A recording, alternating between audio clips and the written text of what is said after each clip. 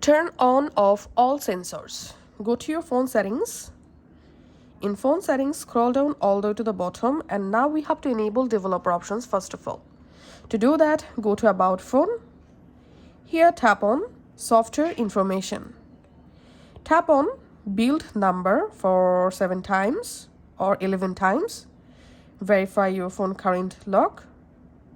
Tap on OK to enable developer options. Now from your settings, scroll down all the way to the bottom and just tap on developer options.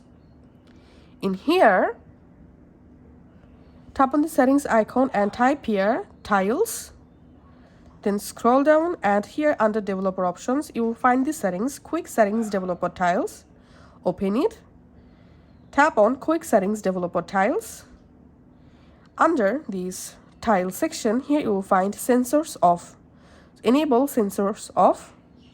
Now just enable your control. Just swipe from top right corner. And here you will find the sensor action. Now to turn off all of your sensors, just tap on that to enable.